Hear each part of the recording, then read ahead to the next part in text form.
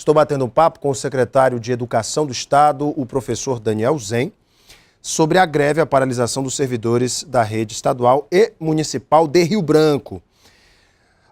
Falávamos no bloco anterior sobre também a questão da reposição das aulas. Muitos alunos perderam as provas do segundo bimestre, do final desse primeiro semestre. Mas também tem perguntas aqui dos internautas. O professor Carlos Augusto Coelho diz o seguinte: não seria interessante realizar um plano decenal de educação em prol do estado do Acre, discutido com todos os segmentos da área, levantando os problemas estruturantes e buscando soluções, para que possamos ter uma educação de mais qualidade em todo o estado? Professor Zen.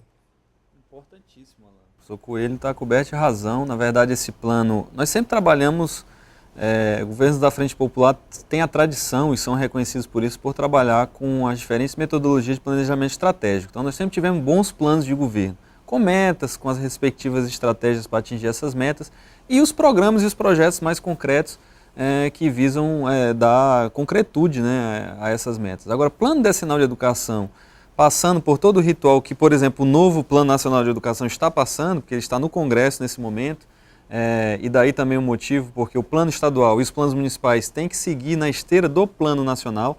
Então, o plano nacional ainda não foi aprovado, ainda tramita no Congresso, ele traz 20 metas e as respectivas estratégias para serem atingidas nos próximos 10 anos, a partir da data de sua aprovação. E o nosso plano estadual, que também está na agulha, ele precisa aguardar a aprovação do plano nacional para ser encaminhado para a Assembleia, né? Ele passará ainda pelo crivo da Conferência Estadual de Educação, que acontecerá esse ano. A segunda Conferência Estadual de Educação acontece em setembro desse ano, entre agosto e setembro, e essa observação do professor Coelho é muito pertinente nesse sentido. Outra pergunta aqui dos internautas, professor Zen. Quando vai acontecer concurso público para educação? A Dayana Baima e o Messias da Silva fazem a mesma pergunta. Concurso para a educação. E ele fala também para professor. Isso, Alan. Como eu dizia no início, um dos pontos principais da pauta de reivindicações de ambos os sindicatos era justamente a realização de concurso público para professor efetivo e para servidores não docentes, que são popularmente conhecidos como servidor de apoio ou servidores da área técnica. Então, haverá concurso, como eu disse no princípio, já a partir desse processo de negociação sindical e a partir de uma compreensão mesmo geral de que é necessário realizar nesse ano concurso, para a gente poder qualificar cada vez mais o nosso serviço público de educação básica. Mas já tem data para esse concurso? No segundo semestre, Alan, e aí certamente está publicando o edital, nos próximos meses, com as datas de prova, Aí somente com o edital mesmo, não dá para antecipar a data de uma prova, senão com a publicação do edital, mas no segundo semestre de 2013. Inclusive a gente já fala para as pessoas, vão se preparando, estudando, não deixar para a última hora, porque no último concurso efetivo teve algumas disciplinas que sequer houve aprovados na quantidade suficiente do número de vagas disponibilizadas. Foram quantas vagas para efetivo? Foram, no último concurso, 850 vagas aproximadamente, no concurso realizado em 2010. Na verdade, já foi convocado muito mais do que isso, porque a gente foi convocando aquelas disciplinas que fizeram cadastro de reserva, mas em algumas disciplinas específicas, das exatas, por exemplo, em alguns municípios, sequer houve o preenchimento de todas as vagas disponibilizadas. Então é preciso realmente ter bastante empenho e dedicação na hora de submeter a esses concursos. Tem aqui uma reclamação da Cláudia Carneval. Ela diz o seguinte: olha, quando vai ter concurso efetivo, ela pergunta, lembrando, a Dayana, que fez a pergunta anterior, quando vai ter concurso efetivo, porque só se faz concurso provisório, mesmo assim com o número de vagas reduzido. Por que não se faz o concurso com a quantidade exata de vagas? Assim, muitos outros teriam chances e não precisariam ter professores dobrando horários e estressando ainda mais, enquanto outros querem uma vaga que seja. E aí, secretária, a questão do concurso para o efetivo e esses concursos provisórios que tanta gente reclama. É como eu disse, o concurso efetivo vai acontecer, mas o provisório sempre a figura do professor provisório, ela é essencial, ela é fundamental, tanto para atuar naqueles programas específicos que são de natureza provisória também, como para atuar nas substituições, nas hipóteses legais de afastamento. Agora, a questão de vagas tem toda uma dinâmica do ano. Por exemplo, no início do ano não dá para saber quantas professoras vão ser mamães, por exemplo, quantas vão se afastar em licença maternidade. Então, a quantidade de vagas pode aumentar, como também pode ser reduzida durante o ano letivo. Faz parte da dinâmica do processo da gestão de pessoas no serviço público. Então, olha, por que não fez mais tantas vagas? Não, tem vagas que surgem no decorrer do ano, para isso que se convoca professores que estão em cadastro de reserva, né, e etc. Perguntas também aqui pelo nossa fanpage, a fanpage do Gazeta Entrevista, o Ricardo Ramos. Secretário, o recurso que é pago, o salário dos professores, o valor do recurso em 2012 aumentou ou teve uma diminuição em 2013? É a pergunta do Ricardo Ramos com relação ao FPE. Certo. É uma boa pergunta. Na verdade, o recurso do Fundeb, ele vem crescendo ano após ano.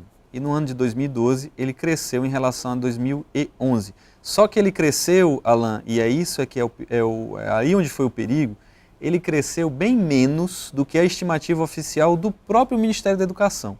Como é que é o processo de orçamento? No processo de orçamento público, você estima a receita e fixa a despesa. E você fixa a despesa igual à estimativa de receita. Quando essa receita se realiza a menor, você tem prejuízos na questão da despesa que você fez, porque você foi lá, realizou projetos, né, executou, então você tem que fazer, quando acontece isso, que a receita é menor do que a estimativa anual, que é aquela estimativa que foi feita no início do ano, aprovado pela Assembleia, na LDO, na LOA, né, em todos os mecanismos legais que tratam do orçamento, você tem sérios prejuízos para a execução dos programas, inclusive para pagamento de folha. Então, no ano passado, a estimativa do Fundeb, de receita do Fundeb, ela era de 446 milhões de reais. No final do ano, ela foi somente 413 milhões, ou seja, foi quase 33 milhões de reais a menos do que o próprio FNDE e o MEC disseram que ia ter.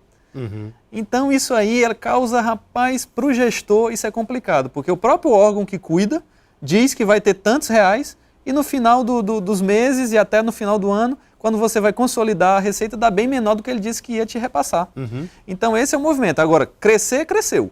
Foi maior, esses 413 milhões do Fundeb de 2012 foi maior do que o Fundeb de 2011. Só que esse crescimento foi bem menor do que o próprio Ministério da Educação disse que ia ser.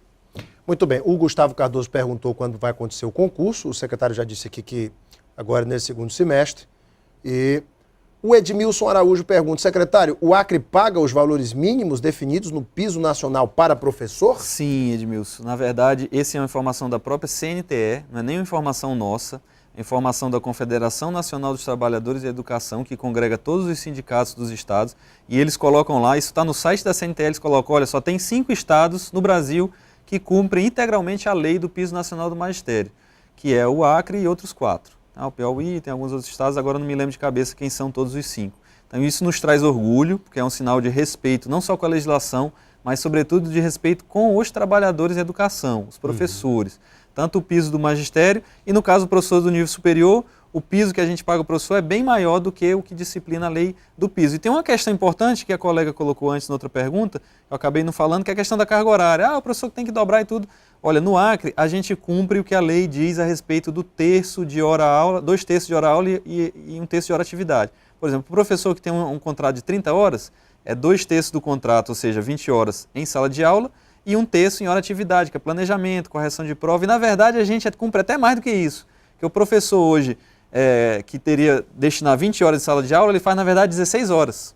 Então, é até menos um pouco do que a própria lei nacional disciplina. Ou seja, a gente está sendo mais benéfico até do que a legislação diz que é para a gente ser. O professor passa 16 horas em sala de aula e 14 horas de hora-atividade para planejar, para fazer reuniões, atender professores, alunos, pais... enfim, fazer o planejamento, correção de prova, atividades que são consideradas essenciais para que o professor dê uma boa aula. A Sandra Gomes fez 2 perguntas, uma delas para o concurso. Ela diz, olha, secretário, vocês prometem concurso para 1.500 vagas, porém o número de professores provisórios ultrapassa o dobro desse valor. Por que não aumentar esta quantidade? E por que os provisórios não ganham o mesmo salário de um professor efetivo, já que a carga horária é a mesma? É a questão da isonomia, né? Foi o que eu coloquei aqui, né? É uma proposta dos sindicatos e uma proposta que o governo acatou, já entende justíssima a reivindicação, contudo, é uma proposta que a gente acatou e diz que é possível de implementar a partir de 2014. E ela pergunta, concluindo, secretário, por que ainda temos escolas sem professores em pleno mês de julho? Olha, isso depende muito de cada escola e também da oferta de profissionais em determinadas disciplinas no mercado. Eu sempre falo isso aqui, já falei em outras oportunidades, da carência que nós temos de profissionais da área de matemática, por exemplo. Esse mês, agora de junho, mês passado, nós abrimos edital junto com a UFAC para 400 vagas no curso de matemática. Vocês terem ideia, a UFAC oferece por ano 40 vagas e formam 4 por ano. Então nós fizemos um convênio com a universidade, para a universidade ampliar exponencialmente essa quantidade de vagas, 400 vagas em vários polos, municípios do interior, para suprir isso. E, infelizmente, é uma realidade acriana e brasileira, é a questão das licenciaturas, né? As pessoas estão interessadas realmente nas profissões de bacharelado, né? O direito, a engenharia, né? A arquitetura, enfim, a medicina, uma série de outras profissões, e têm se interessado cada vez menos pelas licenciaturas, que são aqueles cursos que habilitam para o exercício da profissão do magistério. A Marlisete Birica disse que gostaria de saber do secretário se ele não acha que os professores deveriam ganhar mais do que um deputado. Quem prepara são os professores. Eu acho que o salário de um professor é uma vergonha. Por isso o povo está nas ruas reivindicando por uma educação de qualidade. É isso aí, Marlisete, concordo também com você. O negócio é que o Brasil tem que pensar bem melhor sobre o valor de seus professores, né? E esbarra na questão do orçamento também, não é, secretário? Também, eu acho que os professores ainda evoluiu muito, Alan. Quando a gente pensa, por exemplo, aqui no Acre, em 98, o salário era de R$ 446, professor início de carreira, com jornada de trabalho de 30 horas semanais. Se a gente fosse atualizar esse salário com o índice da inflação acumulada, de janeiro de 98 a janeiro de 2013, ia dar um salário hoje atual de R$ 1.129. E hoje o salário é R$ 2.010,95. Isso quer dizer, daquele salário lá de 446 para um de 2010, é um aumento de 450%, 450,85% para ser mais exato. E a inflação acumulada do período é de 153,30%. Então teve a reposição integral da inflação e mais 297, quase 300% de aumento real. O ganho real. Isso é uma evolução? É suficiente? Eu não acho que seja. Agora, como você colocou, o diálogo a gente faz com as condições reais do possível do momento. Então, o Estado tem um tamanho de orçamento, desse orçamento 25% vai para a educação, que é bastante, e claro que precisa ter outras fontes, como foi agora essa decisão sábia do Congresso sobre os royalties do petróleo. Agora, eu não digo que o professor vai ganhar mais que o deputado, agora que o deputado poderia ganhar menos, isso aí eu concordo. Eu também concordo. Aliás, o senhor é pré-candidato a deputado estadual? Né? Por enquanto, eu estou secretário de Educação, Alan, e quero desempenhar essa função com a maior dedicação possível para contribuir com os avanços que a nossa educação do Acre precisa conquistar ainda. Só para a gente finalizar, e a reposição das aulas perdidas? Como será feito isso? Olha, Alan, nesse caso não adianta dourar a pílula, porque tem prejuízo com greve? Tem. Do mesmo jeito, quando tem uma alagação que fica 1, 2, 3 semanas a aula suspensa por conta da água invadindo a casa das crianças e dos alunos, uma greve também prejudica. E é por isso que a gente coloca, mesmo reconhecendo a legitimidade da greve, a gente questiona, olha, por que deflagrar uma greve faltando 2 semanas para encerrar o bimestre, o semestre letivo, né? Então isso vai causar prejuízo? Sem dúvida nenhuma. As escolas têm margem, tem conserto? Tem, porque tem jeito para tudo, só não tem jeito para morte, como diz o ditado popular. Então o que vai acontecer? E o profissional da educação tem uma característica que quando ele greva, ele repõe. Isso tem que ser dito, tem que ser reconhecido. O professor que está grevando hoje, ele vai repor a aula dele, sem dúvida nenhuma. Só que para isso ele vai ter que sacrificar o período das férias, vai ter que esticar um pouco esse final de ano letivo, dependendo da duração das férias, talvez o ano letivo até ultrapasse dezembro, entre em janeiro. Então, a gente pede realmente para que o nosso desejo, o desejo da equipe de negociação do governo do Acre, é que os professores, os profissionais de educação, possam analisar essa proposta que está na mesa com muita calma, com muita parcimônia, com muita paciência, compreendendo que tem pontos aqui que são bandeiras históricas dos sindicatos há mais de 10 anos. Tem mais de 10 anos que as pessoas estão brigando por algumas coisas aqui que estão postas e que o governo está dizendo que aceita. Só que a ressalva é essa. Infelizmente mesmo, eu digo aqui, governo nenhum quer greve, secretário nenhum quer greve, isso é um desgaste, é ruim para a gente, é ruim para os alunos, principalmente para os alunos, é ruim para os pais, para os próprios professores que estão grevando, ninguém quer. Agora, é claro que não adianta também dizer que não tem prejuízo, porque tem prejuízo sim. Gente, eu conversei aqui com o secretário de Educação do Estado, o professor Daniel Zen. Professor, obrigado pela tua vinda. Eu que agradeço. Espero que se chegue a um bom termo nessa negociação, tanto para os servidores como para o Estado. Daqui a pouquinho nós voltamos para a sequência do nosso Gazeta Entrevista. Até já!